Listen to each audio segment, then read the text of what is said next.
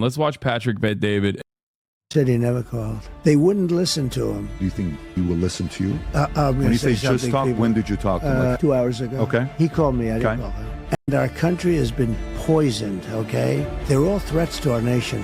She would have no idea what we're talking about. Do you think 2024 could be one of those years that we look back and say they lost the African-American vote? The real threat isn't global warming. The real threat is nuclear warming. Right? That's not the question I'm asking, if I may. Just let's go in the middle of the ocean and talk. You have to set your phone aside. If I were president, that war would have never happened. Who were really the power players? Who were the manipulators? Who were the ones that would threaten them behind closed doors? No, I don't want to put you in trouble. More beautiful than any word I know, Carol. If I buy this in U.S. and it's made in U.S., it's $2,400. Well, let me explain. Can you send me that chart? Look at that. I spent some time with Barry. He loved having you that night. You're like a psychiatrist for a lot of people. Because this stuff is very good. Well, let's end the show right now. See, he's glazing. He loves glazing the people. So before you watch this interview, I want to share a couple thoughts with you. For a guy like let's me, go. Share those beautiful thoughts. Patrick Bet-David, share the beautiful thoughts. Oh, yes.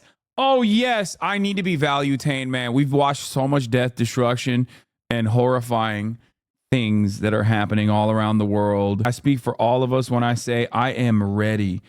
Patrick Bet-David the Trump, are you gay? Oh, that'd be so sick. I used to come up in business. I never liked politics. My Assyrian king, my goat. Paid attention to it. I could care less. My parents got a divorce. I don't want to deal with it. I hate politics. Then I realized it matters to pay attention to politics. I'm starting to pay a lot of money. And I'm like, wait a minute, what is this all about? If you consider yourself the leader of your household, never has there been a more important time than today to pay attention to politics. By the way, if you love Trump and you're already committed to voting for him, you're going to love this interview because there's a lot of things he's never talked about before. If you hate Trump and nothing can change your mind, you're also going to love this interview. But if you're part of the independent, undecided voter that's sitting there saying, I really want to make up my mind of who I'm voting for, I address 3 issues. Personal life. I asked him a question at the end about personal that played a clip for him. You'll get to decide if you got emotional or not. You'll see body language for yourself and say, I've never seen this side before of him, right? I asked him questions about business. I asked him a question about when he became president, you went into the White House first. Who were the power players? Who was the most, was it director of CIA? Was it Big Pharma? Was it military? Who was it? I never thought the answer he was going to give me and what name he gave to some of the people. I've never heard him say that before. He reacted to a few videos about Barack Obama. I showed him a couple charts he had never seen before. But all I will tell you is, you're going to see things that's never been discussed with them before for the first time ever in this interview. So with that being said, again, he's going to say, are you gay, please? If you consider yourself the leader of your household, where your voice matters, your vote matters, I would pay attention to every single minute of this interview with the one and only President Donald J. What do you mean the leader of the household? Trump. So we have a special guest in the house today for the podcast. We've been waiting to do this for a long time. However, whether you love him or hate him, there's one thing you have to know.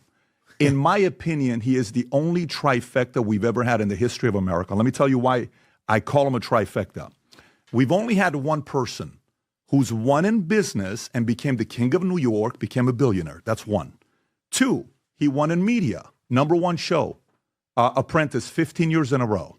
3, he becomes a president. So you got, he won in business, he won in media, he won in politics. Again, there's never been a person who's done that. Like I said, whether you love him or hate him, you have to respect him. Mr. President, it's great to have you. That was a nice introduction. Yes. Thank you very much. You are a one of one. Yeah, let's end the show right now. Okay, so I want to get right into it. I got a lot of questions I want to ask you. Some of it's personal, some of it's business, some of it's politics. But something happened last week. Barack Obama, he's at this event, he's speaking. Right. And he's given this message about your economy, how great the economy was. And then at the end of it, he says, you know, you didn't build that economy. I built this. I kind of want to get your reaction on this talk that is given. Rob, if you can put that up. And the reason some people think... Bro didn't even wait. He came in hot. He was locked in the chamber. He's like, come on, let's start talking about Barack Obama.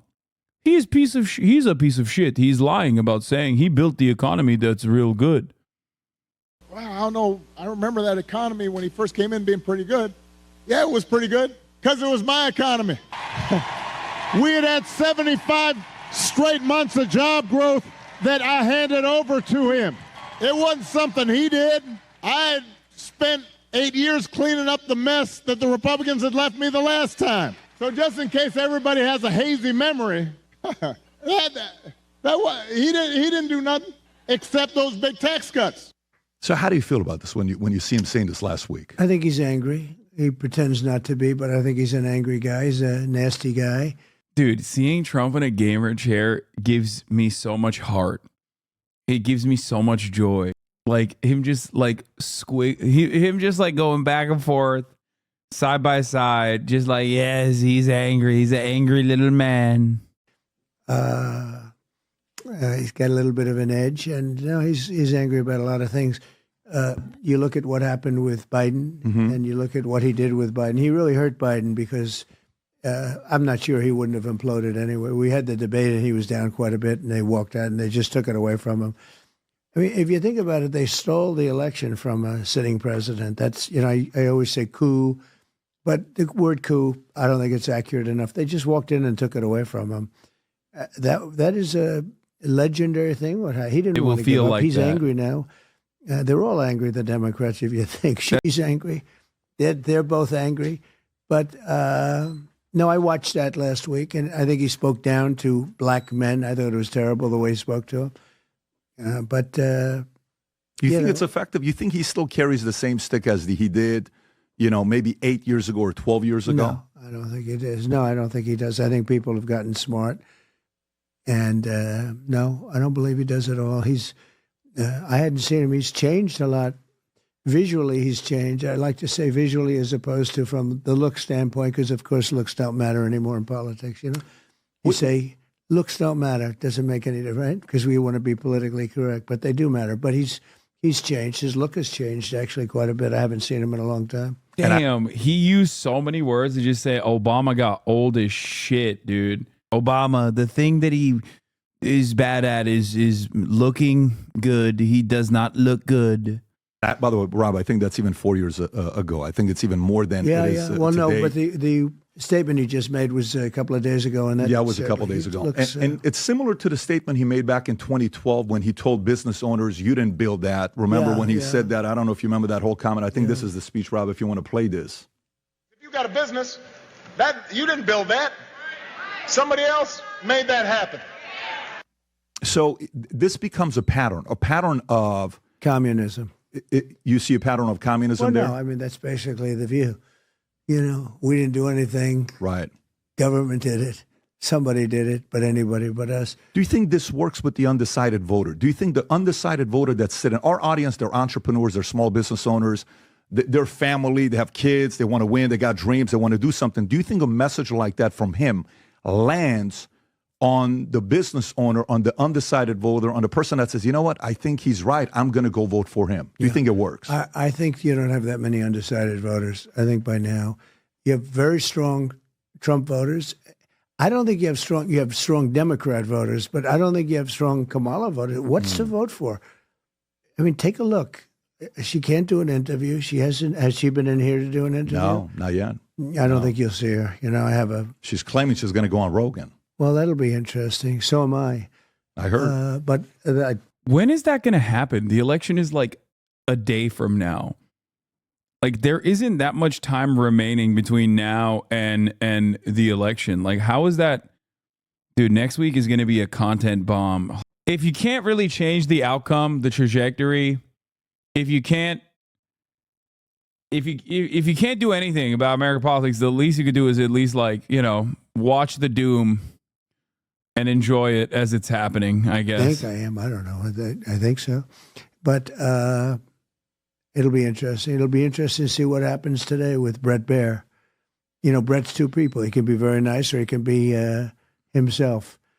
He was tough on you. If he's tough on her the way he was tough on you, he was very tough on you. He was always nasty to me. And, right. I don't think he'll be tough on her. I don't think he'll be. He was wrong. Fox is a very disappointing thing. During the day, Fox is just terrible. During the day, Fox is very disappointing. At night, that's when they thrive. That's when I like them. I love it. Well, and I want to show something with this. When you look at this whole Barack Obama thing, I think the one thing they don't show, you were talking yesterday, I think it was the Bloomberg event, which, by the way, I loved. I love the way you handled the whole terrorist conversation. That was a great event. I got hoodwinked to go on that. I was supposed to make a speech at Chicago Economic Club, which is a big deal, which is a very prestigious place, beautiful. Everything was beautiful. And all of a sudden, I understand I'm being interviewed by this gentleman. And he's got a reputation for being about, I'd love to see him do Kamala. He should do Kamala. That would be beautiful. But he's a tough cookie, and he's the chairman of Bloomberg. He's a big all of a sudden, I'm being interviewed. And I wasn't happy about it because I found out that he is, his reputation precedes him.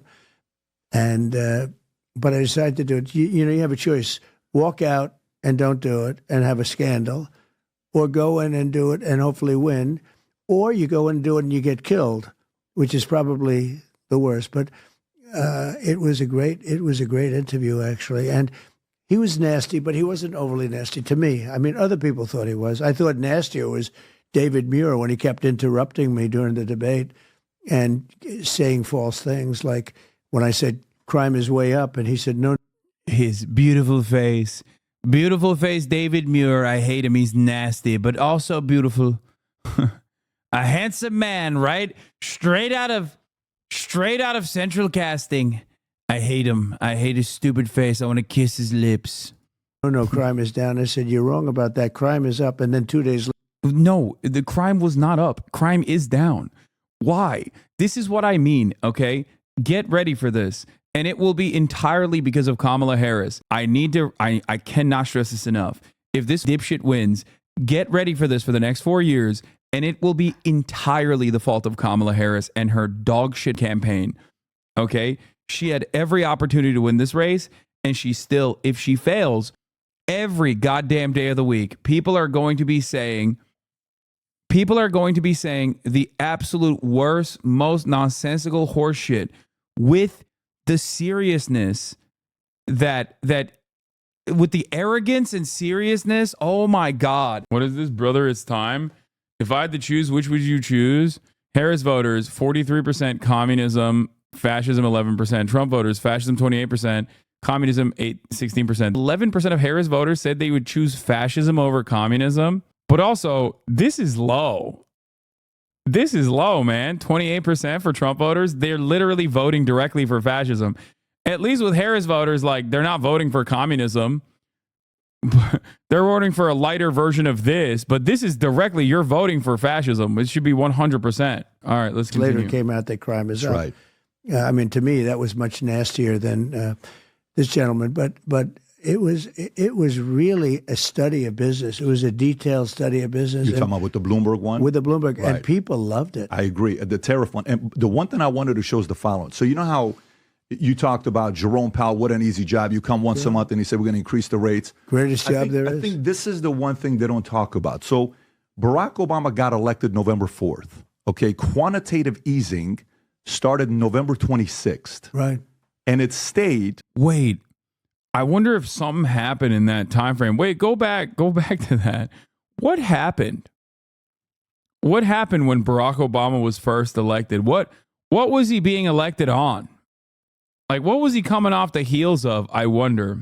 Quantitative easing started Nothing, November, right? I mean, nothing significant happened in 2008, right? No fucking like meltdown of the American economy at all, right? That's like no crisis whatsoever. November 26th. Right. And it stayed for 8 years until you got elected. Right. So if you look at that low, pretty much 0% interest rate, Right. and then you get elected, right? If you go to January 2016, Rob, for the audience to see that. And then from there, one by one, rates are going up. And then Biden comes in, goes back down to zero to try to save the economy. And then, the rest is obviously history. Right. But do you think the average person knows, like, the impact of going to 0%? How much does that positively help the impact when Fed lowers the rates to 0.5 point? Yeah, it has a huge impact. The power of the Fed is, I think, pretty strong. Some people disagree with it. They think it's overridden by the interest rate climate. But I think the power of the Fed is very strong. It's an interesting graph, actually. Yeah, it's an interesting graph because you were still president in the graph.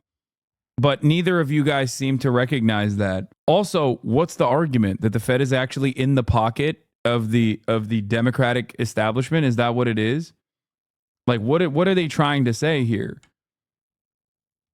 Yeah, this just shows that the rates. Also, this is kind of stupid because Donald Trump does want to control the Fed.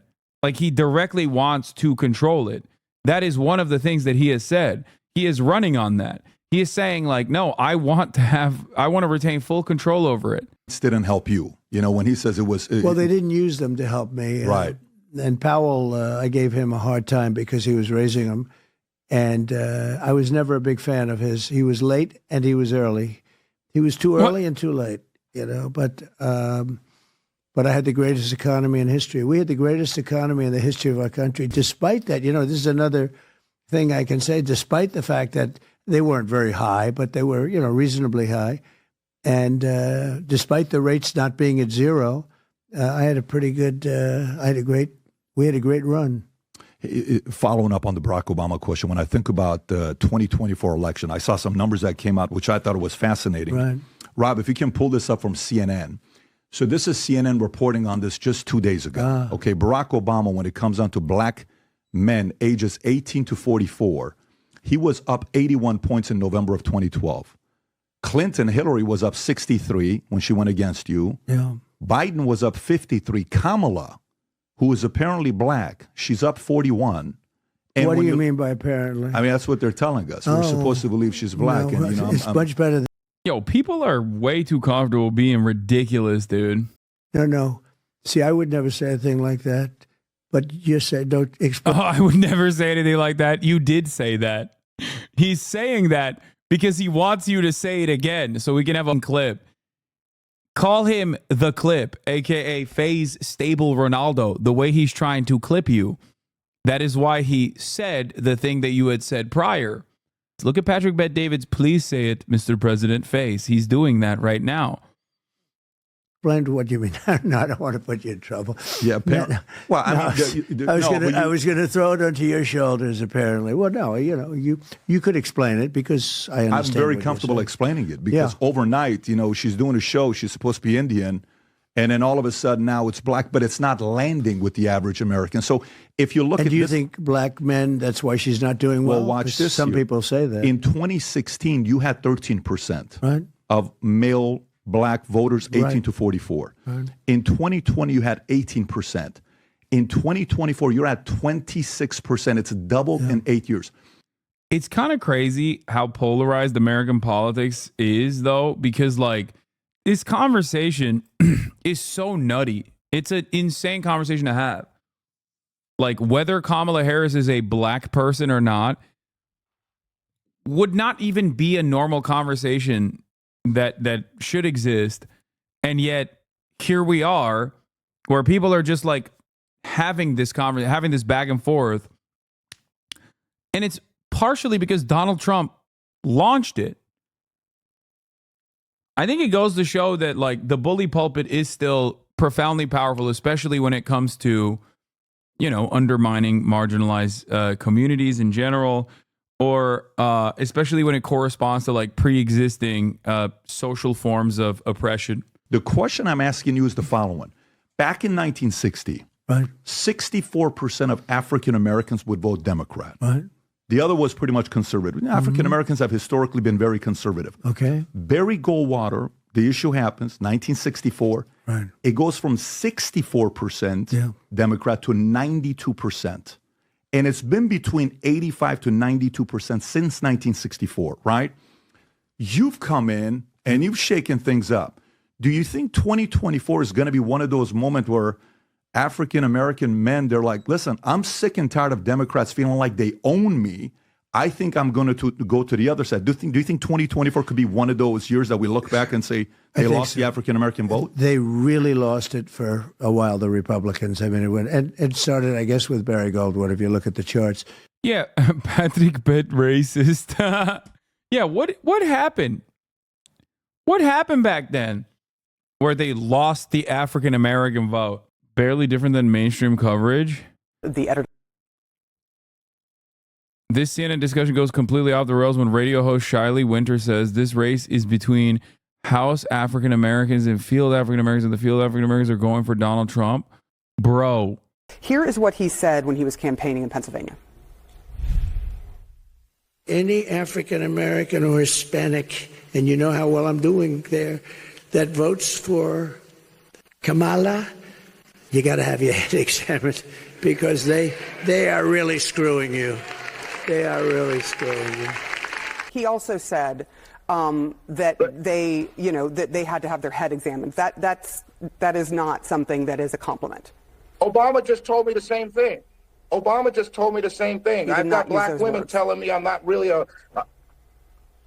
he inferred them. He implied them. He certainly did. He even threatened us with, you're lucky Michelle's not here. I mean, come on. Let's not make things up. Let's be honest here, and let's really be clear what's being said. If you're an African-American man, look, let me boil this election down in the African-American community to a very simple a reference to great Malcolm X. This race is between House African-Americans and field African-Americans. And the field African-Americans... Wow. He invoked Malcolm X to talk about voting for the Republican Party. Like, he wasn't just, he was using the Malcolm X quote. That makes it even worse. Unk don't have internet. I'm talking about your men. I'm talking about your men who build, your men who put things together, your men who work with their hands, your men who do things, not the men who push paper, or the men who are connected to power and want to continue to be connected to power. Are you denigrating African American men who are professionals who work in white collar jobs? Is that what I'm hearing from you, or no? I'm just trying to understand. Is Shelley right? No, what he said is like almost worse. He's just saying that, like, he's saying that if you are a collaborator with the Republican Party, that you are actually fighting against white supremacy. Whereas if you are voting for the Democratic Party, you are collaborating with white supremacists. If black conservatives are comfortable saying stuff like this on CNN, though, like, oh God, white people are going to get fucking way, way, way more aggro. House what I'm doing one or the field one? I'm just trying to understand that part. I'm just trying to understand. We have someone who's spitting. I'm just trying to understand the one that's spitting talking points right now. Are you the House Negro or the field Negro that you're referring to? So I just want to make sure your question was about denigrating black people. That literally was your question. You have a Republican fool who is talking right now about you. Back during slavery, when black people like me talked to the slaves, they didn't kill him. They'd send some old house Negro along behind him to undo what he said. You have to read the history of slavery to understand this. There were two kinds of Negroes. There was that old house Negro and the field Negro. And the house Negro always looked out for his master. When the field Negroes got too much out of line, he held them back in check. He put them back on the plantation. The house Negroes could afford to do that because he lived better than the field Negro. He ate better, he dressed better, and he lived in a better house. He lived right up next to his master in the attic or the basement. He ate the same food his master ate and wore his same clothes. And he could talk just like his master. Good diction. And he loved his master more than his master loved himself. That's why he didn't want his master hurt. If the master got sick, he'd say, "What's the matter, boss? We sick?" Yeah. Black conservatives found a new and even grosser way to say leave the Democratic plantation. Exactly. Let me explain something. I just shaved. I'm whiter than I ever have been in quite some time. I'm doing whiteface, as someone might even say. Okay. So as a white guy, I'm sitting my white ass down and I'm listening. But the one thing that, as a white guy that has observed communication strategies such as the one being demonstrated not by Malcolm X, but the one being the one that is bastardizing Malcolm X's quote here,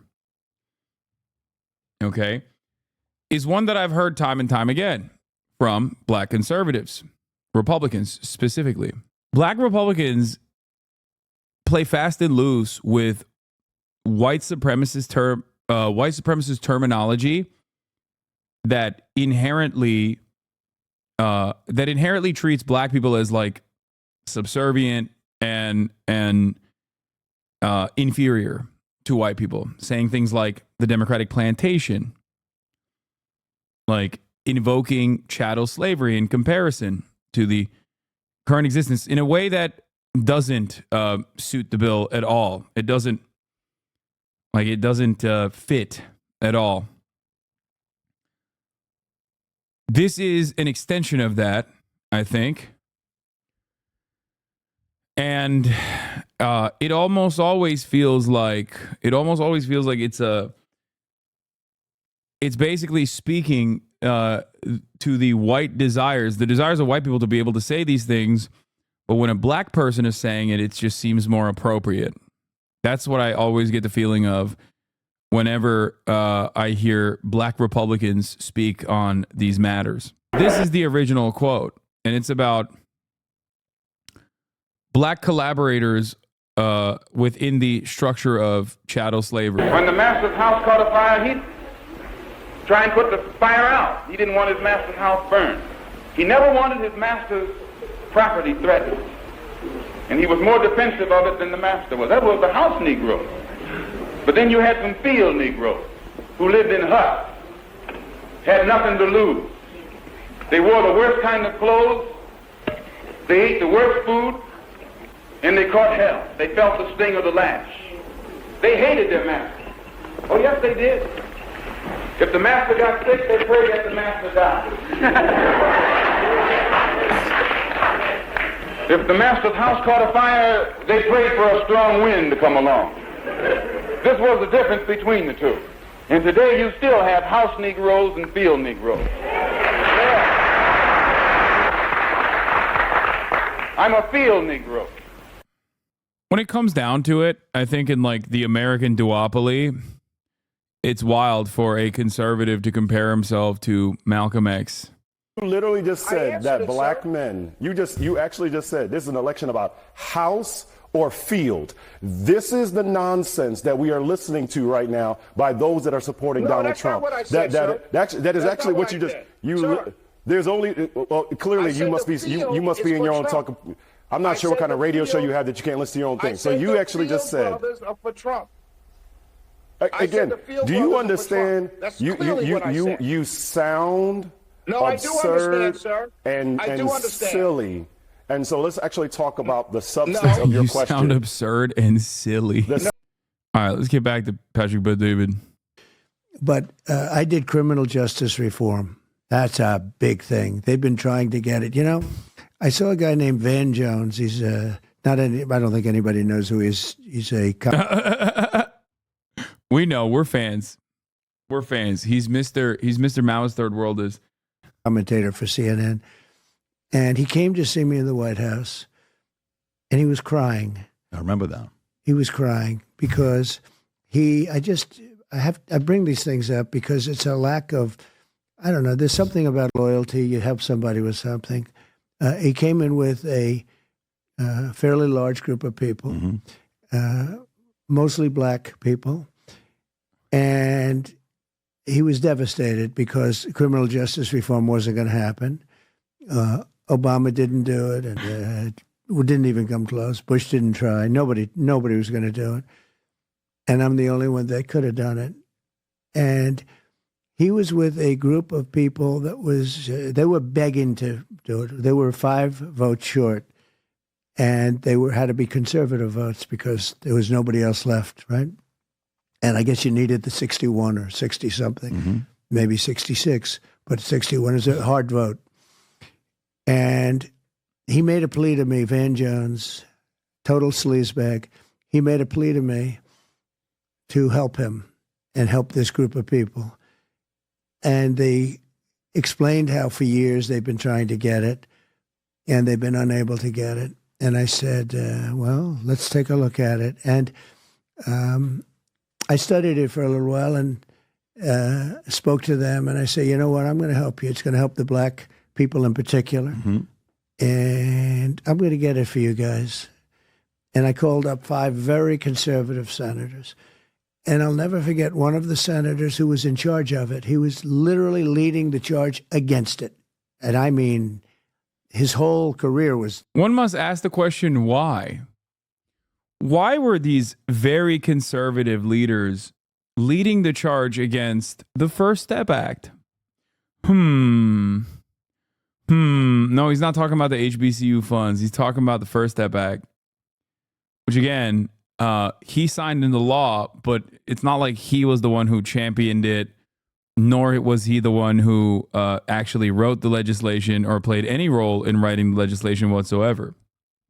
I wonder why the more conservative a Republican senator is, the more they're against that sort of thing, reintegration for felons. He was going to stop criminal justice reform. Not because he was, anti-black, just he didn't like it. He didn't want it. And he was in the papers every day. Oh, yeah. Oh, okay. Yeah, it wasn't for that reason. It was for some other mysterious reason, He's fighting it, winning very easily. And I helped him get elected. Without me, he wouldn't have gotten elected. I'll never forget it. I called him up. Now, he's in the heat of passion. He is fighting this all the way. Not something he would ever give up. You couldn't, there's some things you can't. Mm-hmm. I call him up. He gets on the phone. I didn't say a word. I said, hello. And he goes, I'm giving it to you. I said, what are you giving me? I'm giving you criminal justice reform. That's why you're calling, right? I said, it is why I'm calling. He said, you got me elected. I disagree with you, but I'm giving it to you just like that.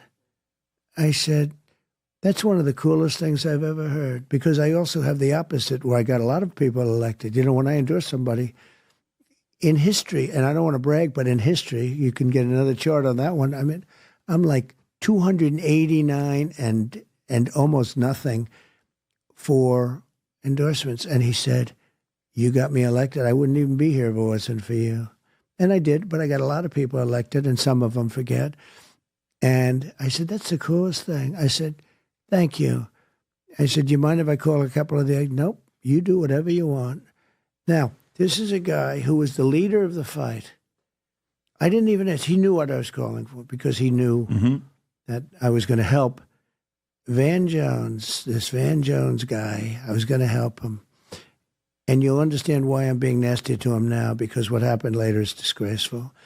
So I said, thank you very much, Senator. I'm so happy that I did help you. I think loyalty is a great thing. And that was it. So I had his vote.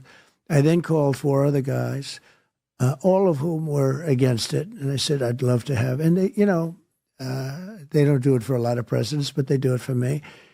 And I got them 5 votes that they needed, and criminal justice reform passed, right? Then, and I was happy for them. I was happy for everybody. Everybody was happy. They couldn't believe they got it done. And it was something that really the black population wanted far more than anybody else. I've never even heard it mentioned with other people. It was mostly the black population. And they've been fighting it for like, what, you'd say 40, 50 years, right? 64. So we got 40, 50 years, yeah. Yeah. So I got it done. I got something done. I got a lot of things done that nobody else could have gotten done. So what happens is Van Jones and all, they called for a news conference that night. The vote was taken. They got it done. And I said to my wife, come on over here. This is beautiful. This is a beautiful thing to watch. Watch this. This gentleman was in my office a number of weeks ago, and they needed votes, and I got it done.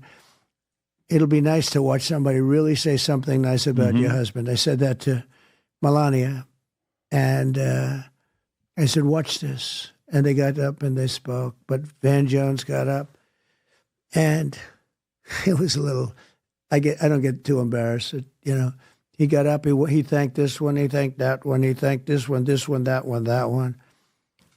The only one he didn't thank was Donald Trump. How dare you? How dare you? Not thanking Donald Trump. I'm the reason why criminal justice reform happened. They didn't thank me, folks. And I look at that sleaze bag now and I say, he's got bad way. I looked at him. Then I saw him last night, and he was on CNN, which is dying, by the way, in the ratings, because they have people like him on. And I watched him last night say how he hopes I'll be defeated. And we should defeat him. We have to fight him. He shouldn't be allowed to be. And I said, normally I'd say I wish I had that vote back, but I did the right thing. What? Why do I think he praised you? Why do I think he got emotional crying? Giving you credit about what you did. I don't know. All I can tell you is he was crying in my office. That's probably what you heard. Before he got it, he was crying. He was literally, they went over to him with handkerchiefs. He was crying. Tears were pouring down his eyes before, but after he wasn't crying, not that I know. But so he didn't mention me the night of the news conference. He was leading the news conference.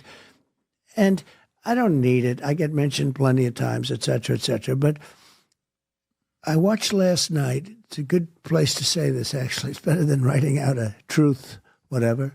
But I watched last night, and I watched him talk about how I must be defeated. I'm a bad guy or something. And Van Jones is saying this. Yeah. He said it last night. I saw him last night. I don't watch CNN. Honestly, I don't watch it. But I happen to be, I'm passing it, and I see him on, and I watched him talking about essentially negative about me. What difference does it make? Nobody cares what they do. They've been fighting me for years, and I became president.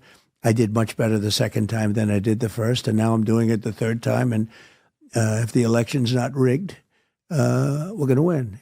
If it is rigged, I guess that's a different story, but we'll find out pretty soon. But I love whenever he says this, like, liberals get so scared. I might be wrong on this. But I don't think that a January 6th will happen again in a post-January 6th universe. And that is because a lot of the HVAC business owners and the small business fascists, like the little Adolf Hitlers of the American heartland that flew into the Capitol, ever thought that they would see any sort of repercussions from the criminal justice system. And the fact that they did is the reason why a lot of that momentum was cut aside. There's a couple different reasons as to why I don't think so. Well, one, because Americans are too individualistic and too predisposed with commodity consumption to like actually build any sort of like militia movement, like a real organized militia movement. Okay? So that's number one. Like, we are too capitalist to be even fucking fascist, at least at this stage, like to be openly fascist, like to care about a higher order of society. This isn't to say that like fascism is good or anything like that. I'm just saying that like we're as a nation, we are far too sedated and far too servile and far too comfortable. So that's number one. Number two, more significantly, people seemingly forget that January 6th wasn't simply conducted by Donald Trump. A lot of people have hyper-focused on Donald Trump because he was culpable, for sure. That much is an absolute, that much I'm absolutely certain on. But they forget that like every part of the Republican Party's institutions, their machine was also there. Turning Point USA, the Koch brothers and all of their subsidiary groups were busing people and flying people into DC. That got cut instantly post January 6th when they recognized like, oh shit, we might actually face some legal repercussions for this. They didn't get any punishments for it, but I think it was a mistake that they did not want to repeat. And that's why you saw a lot less people at his rallies post January 6th. But I watched this guy last night against me, even if he was a little against me, but he wasn't. He was like, we have to defeat Trump. We have to defeat him. And I've watched him a little bit over the years. And every time I watch him, I say, what a sleazebag he is, what a bad guy. But I did it for black people. I did it for, it was purely the only people that told me about criminal justice reform were African Americans. That's all. And I did it for them. I also did historically black colleges and universities, and I got them financing. I would see the heads of.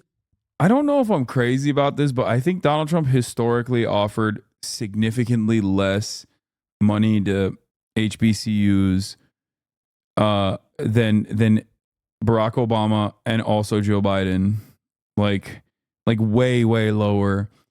So I don't know why he always talks about like, oh, I gave so much money to those black colleges. Colleges come down after 2 years. They would come to Washington like 45, 50 people, a group. They'd always come in a big group.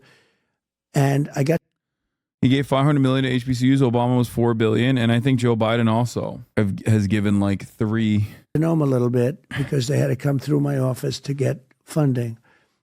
And after the second time, I said to him, why do you keep coming down here for funding? Don't they give you? He said, no, they make us feel like beggars. That was the term. And a couple of them I got really frustrated. Some of them I still see a little bit. And I said, what does that mean? He said, every year we come down for funding for the black colleges and universities. And they play a great role, a very important role, in my opinion. So I said, so you mean every year you come down? We do. We come down together and we go and see senators and congressmen, and we try seeing a president.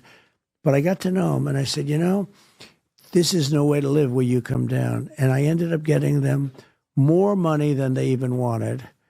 And I got it done, and I got it long term. And I said, fellas, I just got this done for you, and I want to tell you a little secret.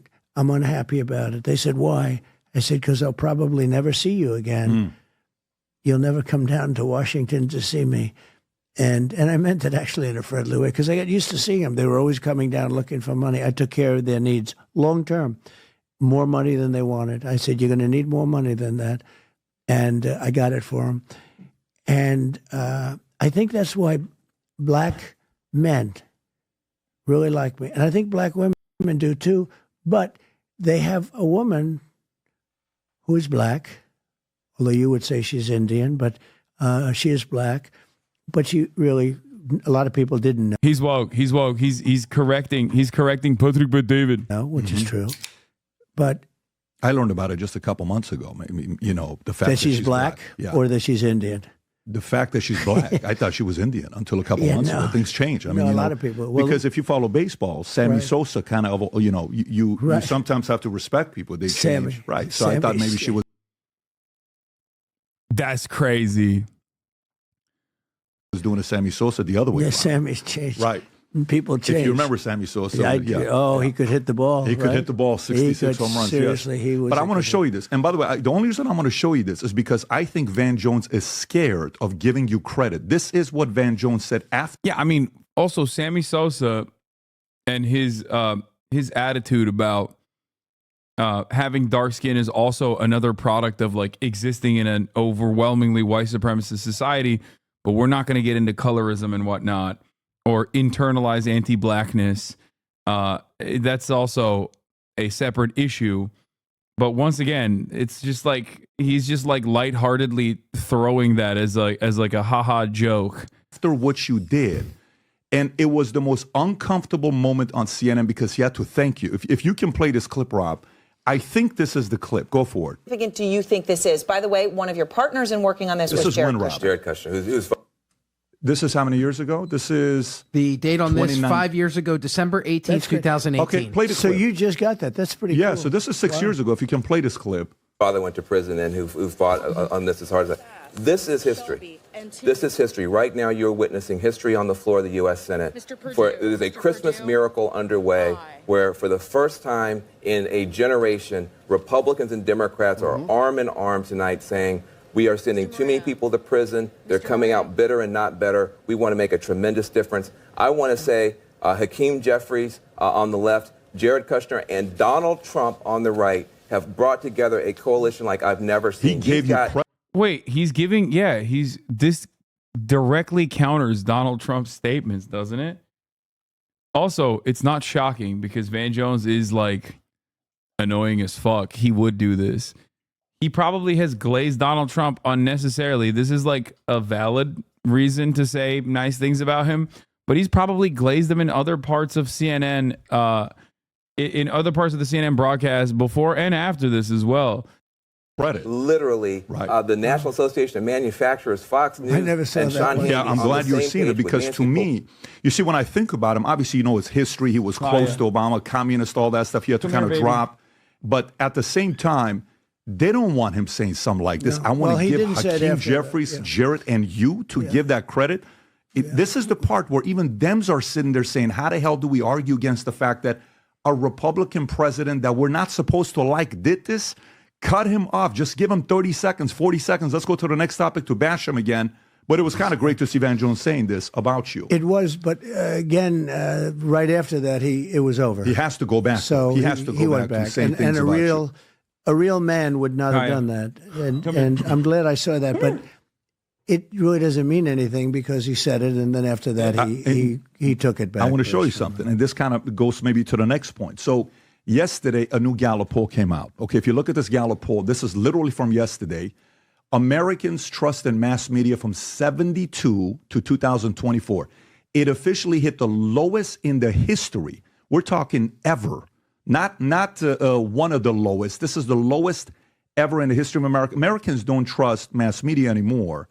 And even recently, I don't know if you saw the numbers that came out 2 weeks ago. I'm sure you follow some of this stuff.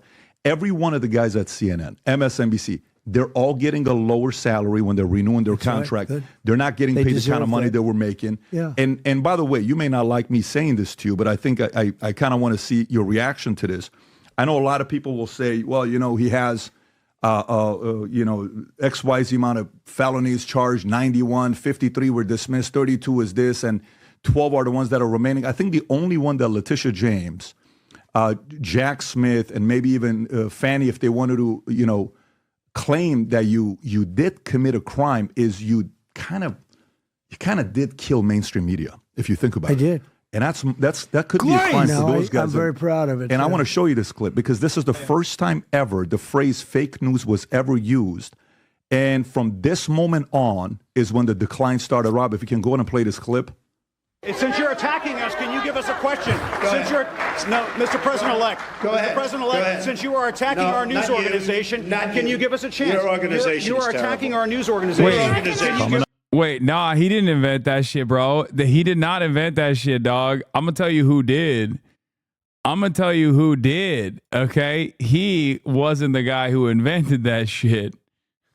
Okay? Let me tell you. He didn't invent Make America Great Again. He didn't invent America First. And he certainly did not invent fake news, lying news. I'm just saying.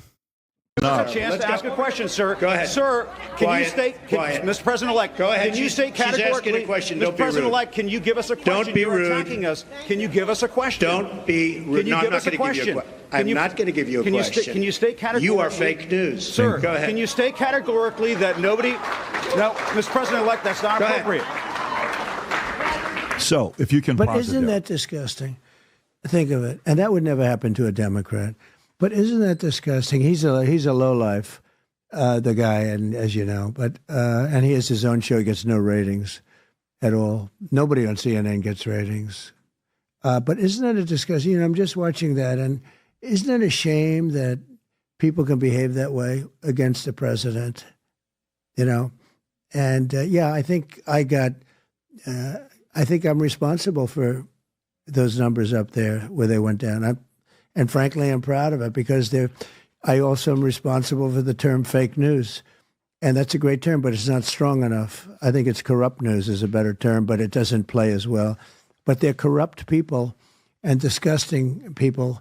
But he is, he wasn't as bad as some. I mean, in a certain way, he was louder, but he wasn't as smart as some. I mean, some are much smarter. He's not a smart one. Did you think you were going to say fake news, or was it just kind of came out and then it stuck? You're like, this is going to stick. Was it intentional? I don't know if that's the first time I've used it, but I do get credit for having been an originator of the term. I mean, a lot of times I come up with I have a very fertile mind. I come up with very good names for people. You're very creative. Pocahontas. What the fuck? Lots of good names. I have a very, I have a very fertile mind. No, that's the first time, but I thought of that term often, and more so as I was running. I actually used to get great press when I was an entrepreneur. I would get very glamorous press, very beautiful press. I went the exact opposite, and I was amazed. And I really learned how corrupt it was. I didn't think of it as that corrupt because I'd do something and they give me credit. But no, I had a very different life actually when you think about it. But then I run for president. So 92% of the people that run for presidents, 92% were politicians and 8% were generals. So I wasn't a politician, I wasn't a general. So I was the only one that wasn't in that group. No, there were no admirals. They were all either politicians or they were sort of an interesting point. Most people don't know that. Some people said that's interesting. That Other makes people sense say because that's... even Reagan would be a politician because he was a 2-term governor. Well, he was a politician. Right, he was a politician. He was a governor. Wow. Chat, your questions. Everyone was like, what about Reagan? What about Reagan? Patrick Bet-David, he answered it. There were some that were businessmen, but they were then ran for the Senate or they were in Congress, and they went from there to the presidency. But nobody ever went right to the presidency. I never ran for office. All of a sudden, I'm president. And I really learned about the press early and the hard way because I went from one extreme to the other. I got great press. And then all of a sudden, I was treated like by a moron like that. And I fought them very hard. They're very dishonest. They're very corrupt. Not all of them, but a big percentage of them. I would say in the 80s, that's a lot. That's a lot. Big percentage. They're very corrupt. Very corrupt. Have they always been? Is it always been the case? You've been around media, TV. I don't think it's ever life. been like this. Yeah, I've been around it for a long time. I don't think it's ever been like this. When do you think it flipped? When I started off, Patrick, I used to have a story written about me, and without fail, somebody would call after the story was written but not published, and they were called fact checkers. Hello, sir. We're calling about a story that we wrote about you. Is it true that you own this? And is it true that you did this? And that you spent X dollars? Could we check that number? Blah, blah, blah. And it would go on for a while to a point where you'd get somebody else to just do it. But without fail, I'd have, if there were any details in a story, not always, but if there were any details, always, and they would call fact checkers. Hello, sir. My name's Jim Smith. I'm a fact checker for the New York Times. And they check the facts of a story. And I think they at least were trying to be real. I haven't had a fact checker call me in 30 years. They don't call anymore. Do you think that's because of the Fairness Doctrine Act of 1987? Because prior to that, the media platforms had to actually give both sides of the story. And then once that was dropped, they lost the accountability. They could say whatever they want to say. It's kind of free for all. Let me go after them. Yeah, the media segment is kind of boring. When you became a president, let's see. Having Newscomb, Elon, and Tim Cook. Why wouldn't they want to have a strong border? I don't understand them. Because, usually like in business, you'll understand why somebody wants something. Why wouldn't they want to have a strong border? Why do they want to have men playing in women's sports? I watched the Olympics and 2 people transitioned into womanhood. 2 people. They went from man to woman, and they were into boxing. And they beat the hell out of everyone. They won the gold medal. Weightlifting. Records that held for 18 years. 1/4 of an ounce on each side. You've seen me do it probably. Because it's so cool. I mean, weightlifting is so easy to, it's so descriptive, right? How can you be better than that? Like golf is a little bit harder because you have to sink putts. That's different. Women can putt, but they can't lift, 450 pounds over their head. And the weightlifting record that stood for 18, 19 years gets broken by 100 pounds. They put like a little, they take this top of this pen. See that pen? That thing weighs like 1/8 of an ounce. And they'd put one over here and one over. They couldn't do it for 18 years. So the guy comes along. It's crazy. I mean, the border could make sense, though. If you were to say, why would they want the border to be open? Why do they want an open argument border? To be made there? Well, why do they want an open border with no check-in? In other words, There's nobody vetted, nobody checked. And as you heard 2 weeks ago, the Border Patrol put out the numbers. They weren't supposed to, but they did because they had to. Because they had to inherently, they endorsed me. I saw that. They Powerful. endorsed me. 15,000. 100% unanimous, Right. like a massive, they said he's the greatest in the history of, I had the best border in the history of the country. I had the best economy in the history of the country. But you take a look at some of these stats. So yesterday, a young woman's playing volleyball. You saw that shot? And he got hit by a hard shot by a man who transitioned. There's been many of those. If there was a new one yesterday. She got hit there's in the been so head. many. She didn't know where she was. Right. She said, I've never seen a ball travel at that speed before. But here's why do they want that? I don't understand that. Usually you understand, like somebody wants something. Mm-hmm. You try and figure it out. And you could go through a lot of things. Why do they want transgender? Why do they want to take somebody's child, a boy, and make the boy into a girl and not tell the parents? I mean, they do this. And at first I said, no, but that's just an exaggeration. No, it's not. It's really not. It's wild that his jump from border, like open borders, to transgender children happened so perfectly. He's just weaving again, dude. This is underwhelming. I thought that this would be better.